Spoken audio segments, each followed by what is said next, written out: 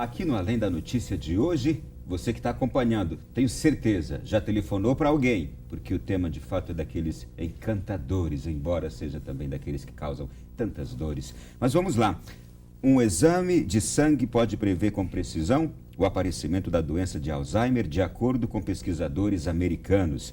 Eles mostraram que testes de nível de 10 gorduras no sangue permitiria detectar com 90% de precisão o risco de uma pessoa desenvolver a doença nos próximos 3 anos. Os resultados agora passaram por testes clínicos maiores. Dr. Renato, o senhor tomou conhecimento desse estudo?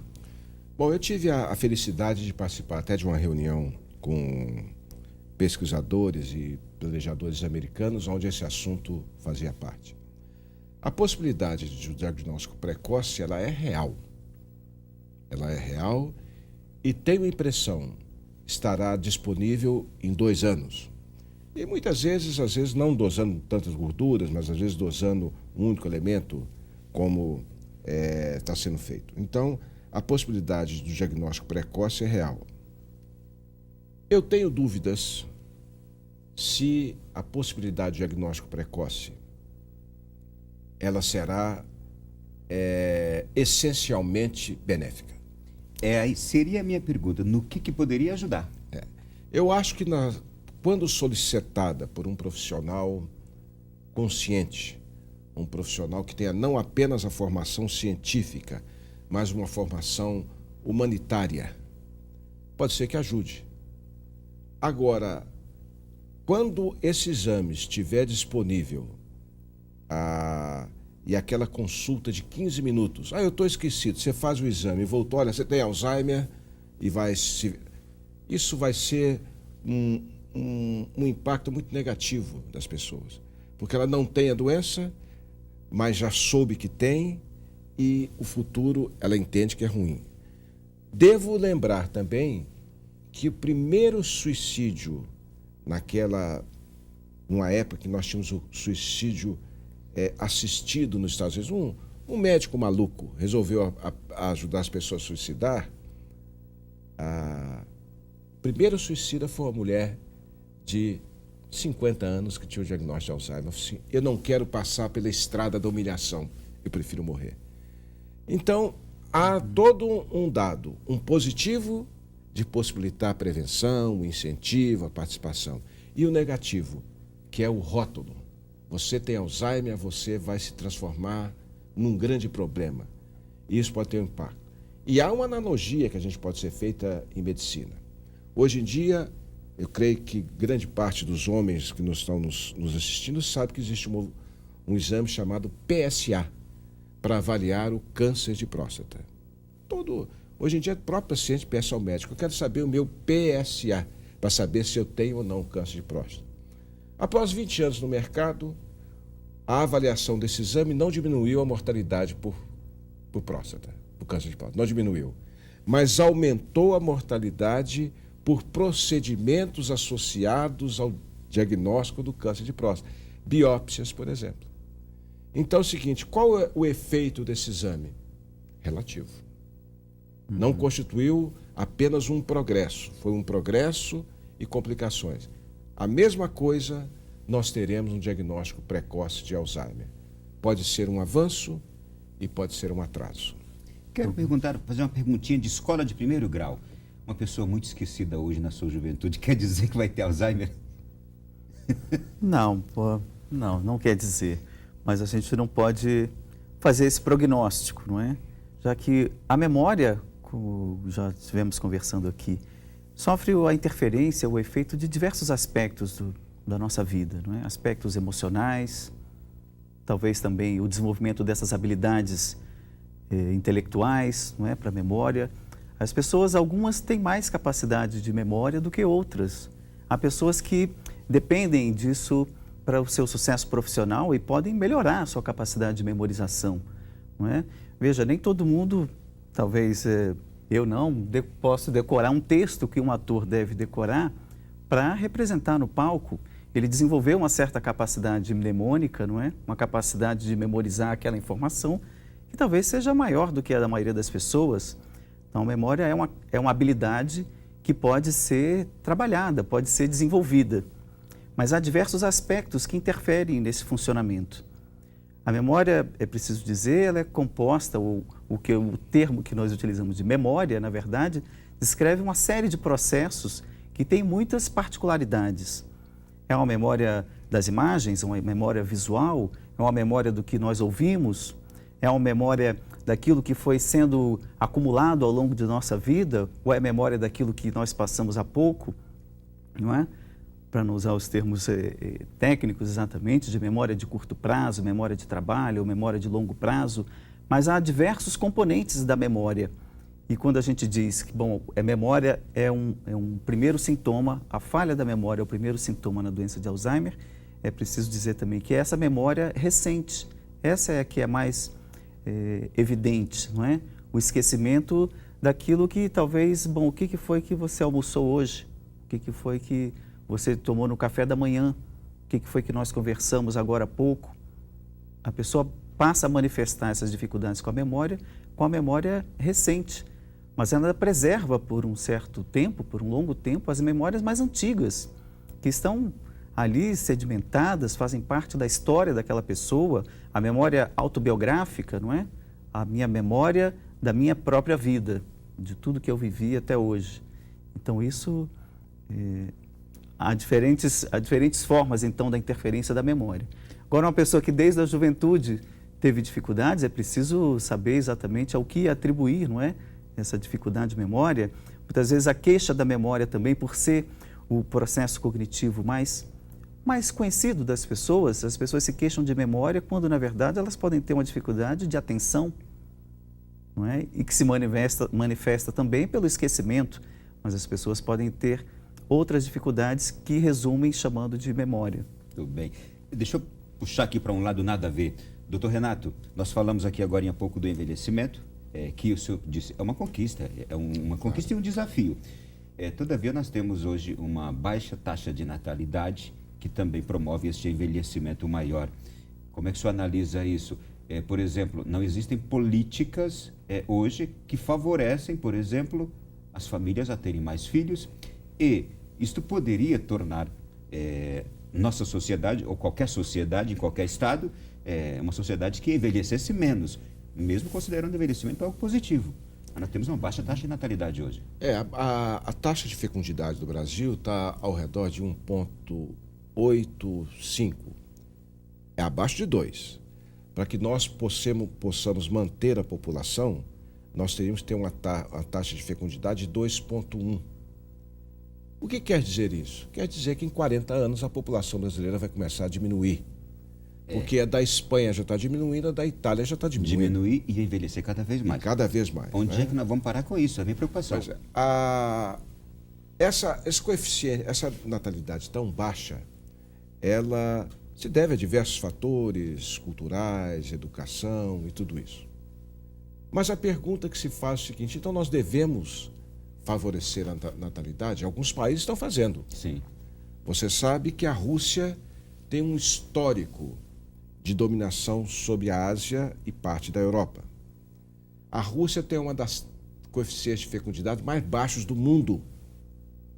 A Rússia não aumenta a população, diminui.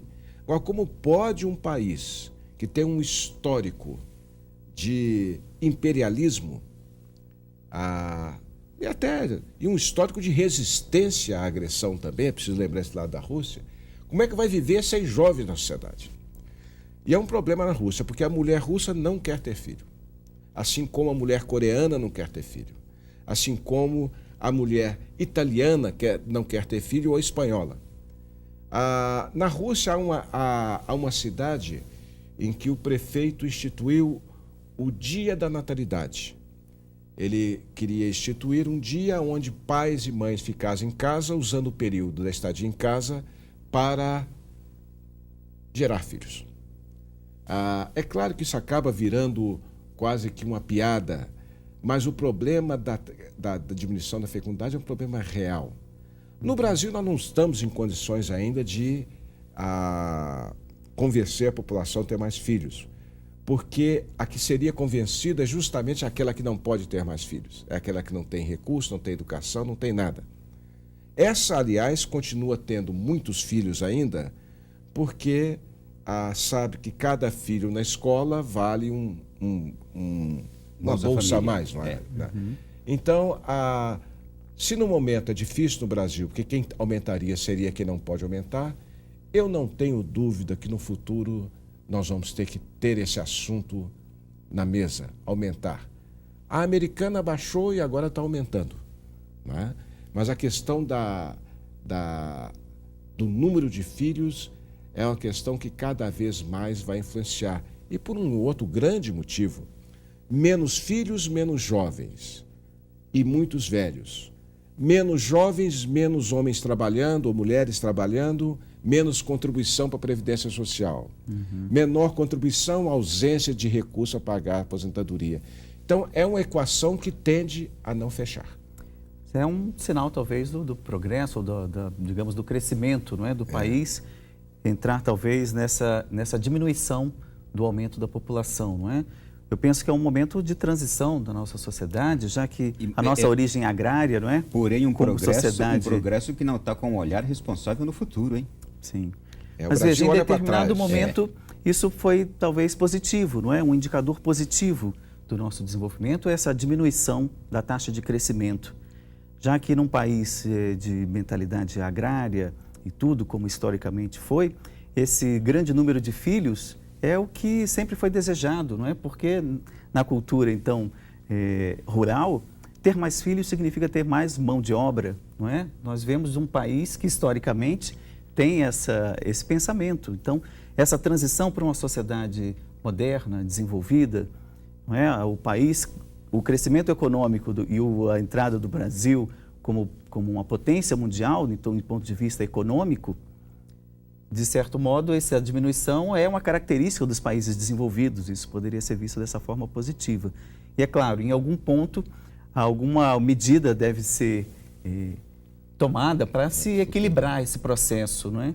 A taxa de fecundidade do Brasil é muito alta. Há 50 anos atrás, a mulher brasileira tinha quase 5 filhos. Hoje já tem 1,8. E também foi uma das causas das dificuldades de administração. Por exemplo, não havia escola suficiente. A cada ano você tinha que fazer 2, 3 ou 4 mais escolas, porque cresciam. Mas eu não tenho dúvida que em 40 anos nós teremos que fechar escolas ou transformá-las em centros de atenção ao idoso. Ou desenvolver políticas para promover a natalidade. Isso olha, a natalidade decrescer é possível, para aumentar é muito difícil. A China está num ponto sem saída. Houve uma diminuição da natalidade compulsória, porque o casal podia ter um filho. Resultado, a China hoje está caminhando para uma sociedade sem jovens, sem trabalhadores, com muitos idosos. E o velho mora hoje, chinês, está morando lá no campo, e o filho trabalha em Xangai ou trabalha em outra área industrial. Não tem quem cuide desse velho. Então, a China hoje vive um dilema demográfico. Um dilema demográfico. E problema à vista. Bom, antes de encerrar aqui para pedir as considerações dos senhores, eu quero apenas lembrar aqui uma história aqui. Que feito foi esse que o senhor conseguiu lá em São Petersburgo, na Rússia, de detonar um canhão lá que só um chefe de Estado teria a honra de fazer? Conte essa história para a gente brevemente.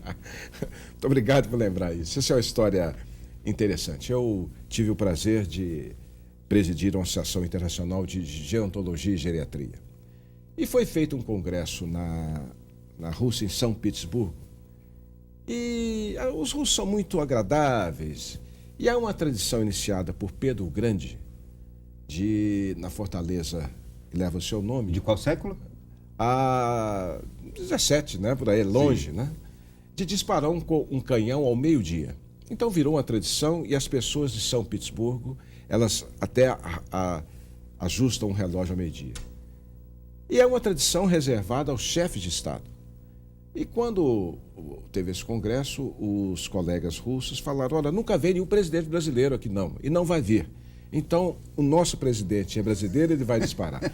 Então, eu tive o prazer, algo que me honrou muito, de ser o primeiro brasileiro a disparar esse canhão. É uma coisa extremamente emocionante, que reflete mais de 200 anos de tradição, O canhão que eu disparei na época era um canhão da Segunda Guerra Mundial, de uma cidade que foi soteada e sobreviveu.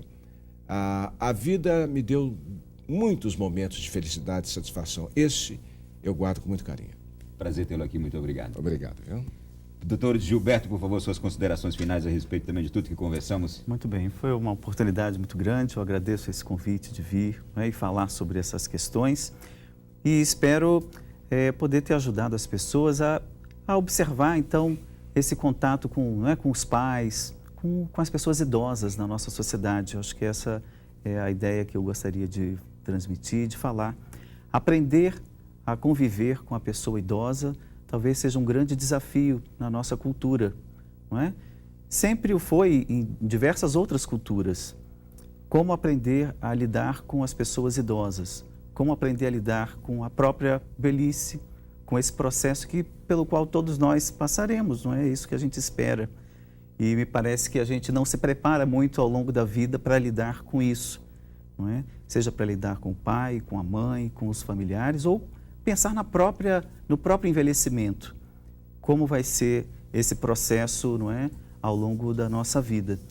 Então, essa eu acho que é uma reflexão importante a se fazer do que hoje, a partir de hoje, o que cada um pode pensar sobre como lidar com esse processo do envelhecimento. E que está perto de nós, estará cada vez mais. Muito obrigado. Aos senhores, meu agradecimento, e a você de casa também. Este programa poderá ser revisto na internet, no nosso canal no YouTube, também na página alendanoticia.net.